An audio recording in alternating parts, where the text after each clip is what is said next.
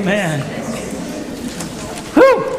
If you're not roused after that, then you better pinch yourself because you're still sleeping. That's wonderful. Thank you, choir. Well, it is so good to be back with you, and I was so grateful that Jeff asked me. He's, my twin brother. And identical, I might add. At least in heart. At least in heart. I was so glad he asked me to return. The last time he asked, I have a little chapel that I serve 6 months of the year over on Melbourne Beach, and I was preaching there, so I couldn't very well come here.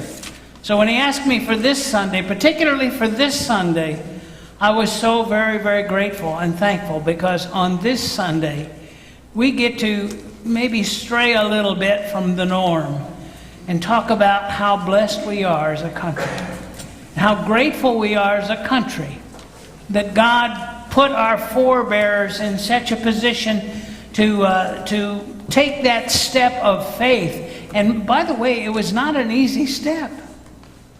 It was a step that they knew could cost them everything. And yet they took it. And we are the recipients of that great step of faith that they took so long ago. We're going to talk about that a little bit more in just a moment. But I just want to tell you how good it is to be back with you this morning. And it's been a couple of years now since I've been with you. I want to read to you Psalm 47. This is a wonderful psalm about the King of Heaven. It goes like this: Clap your hands, all you people. Shout to God with loud songs of joy. For the Lord the Most High is awesome, a great king over all the earth. He subdued peoples under us, nations under our feet. He chose our heritage for us, the pride of Jacob, whom he loves. God has gone up with a shout, the Lord with the sound of the trumpet. Sing praises to God, sing praises to our King. Sing praises. For God is the King of all the earth.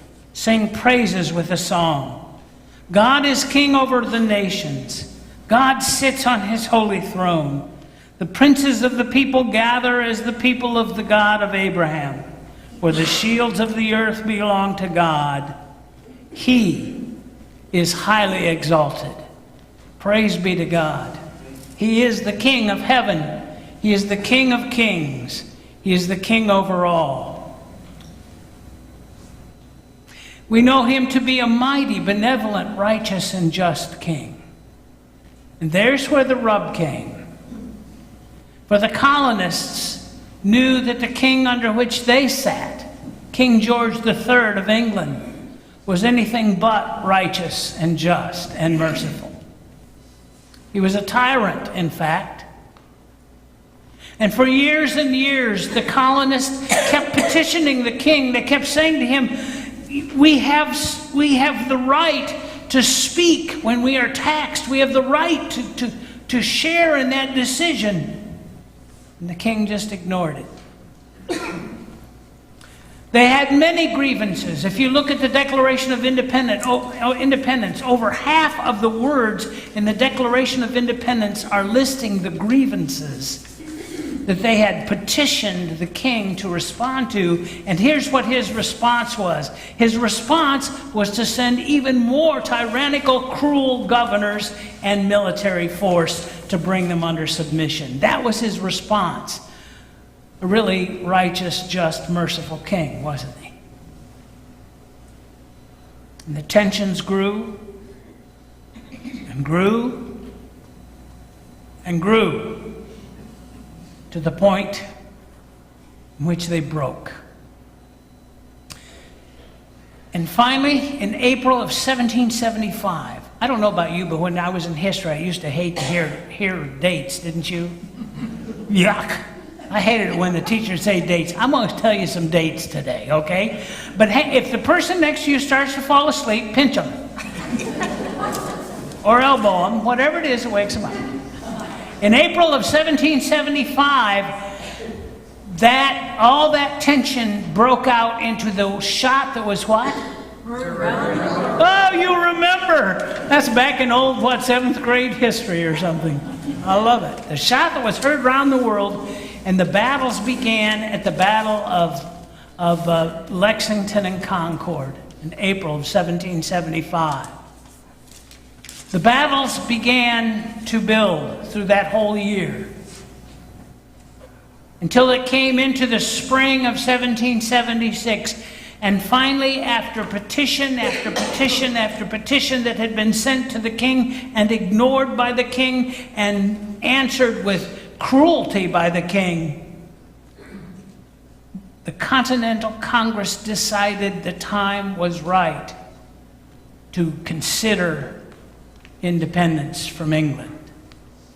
A dangerous move. Many of the delegates were loyalists.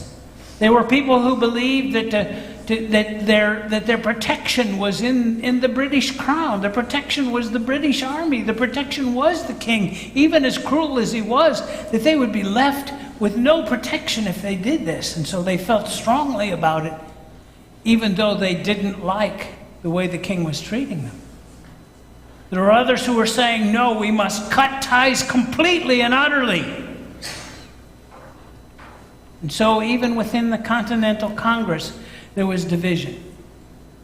They decided that it was time to put it into some sort of formal shape and form. And so they appointed some folks, names that you know, some that you know anyway. They appointed Thomas Jefferson. They appointed John Adams, Ben Franklin, Roger Sherman, and Robert Livingston to draft the independence. The Declaration of Independence draft, and to bring it back to Continental Congress. And so in June of 1776, I told you there'd be more dates. Yeah, there will be a test. Absolutely, right afterwards. For everyone who misses any of them, you have to take me to lunch. No, that's not true.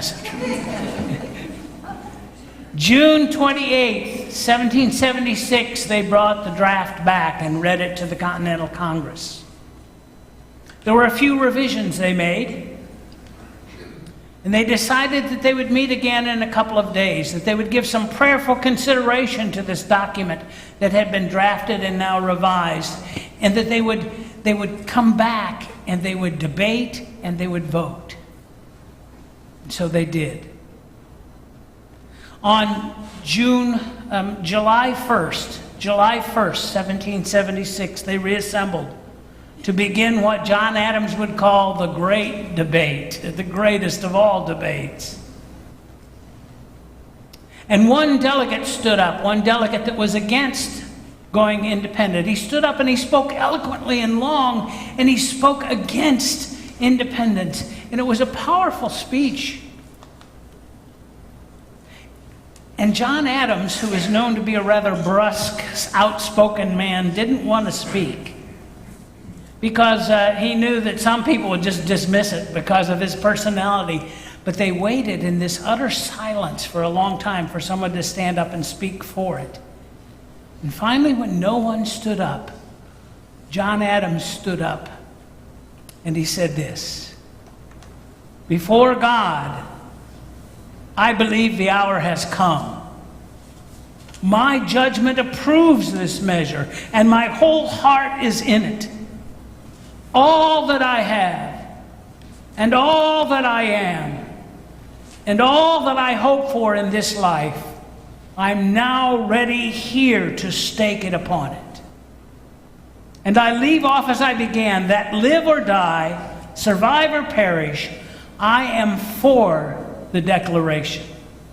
It is my living sentiment, and by the blessing of God it shall be my dying sentiment. Independence now and independence forever." When John Adams stopped speaking, there again was a silence. And the debate continued. Some for, some against. And on that July 1st day, when the dust settled from all the debate, a vote was taken. They knew that it needed to be a unanimous vote in order to secede from their allegiance to Great Britain. And they took a vote. 9 were for independence. 2 states, delegates, or delegations, voted against independence. 1 abstained. And the little state of Delaware that had 3 delegates, but only 2 were there. One, Caesar Rodney, had to stay back in Dover for some business that he was taking care of. But the 2 delegates that Delaware had split, 1 for, 1 against. They decided, well, it wasn't going to be decided that day.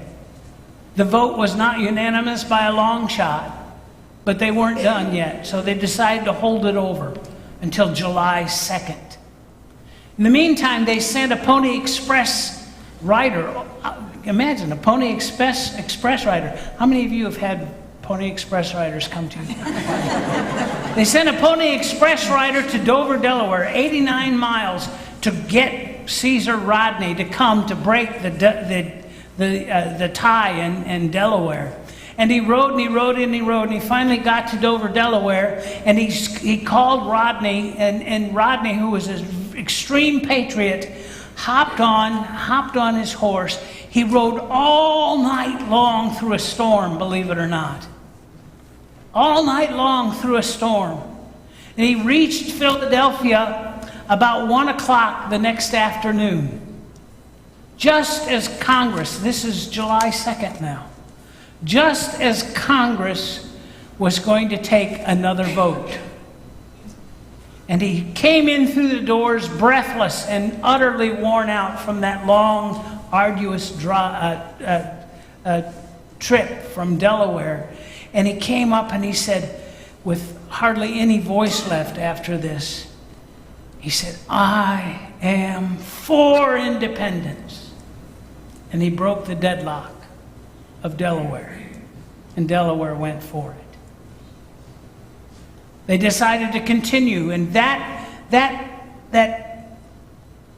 courage that Caesar Rodney showed changed the minds of the 2 state delegations that had voted no before. And when they took the vote this time, the vote was 12 for independence, 1 abstained. And on that day, July 2nd, exactly 241 years ago today, the American colonies became the United States of America by the grace of God. Now, it would be formalized 2 days later when they signed the Declaration. But it was on the 2nd of July that it actually occurred and the vote was taken. And after almost a prayerful silence, because they knew the severity of this declaration. They knew the danger that they were putting themselves in. John Hancock, who would sign his name 2 days later in such a huge way, rose and he said, "The price on my head has just doubled."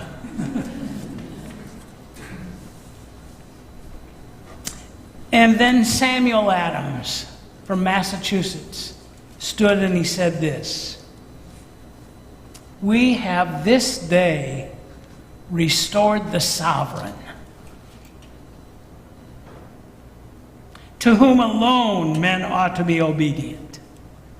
He reigns in heaven, and from the rising of the setting sun may his kingdom come." And from that moment on, America has had but one king, the King of heaven, the King of kings, the Lord of lords. He alone is sovereign.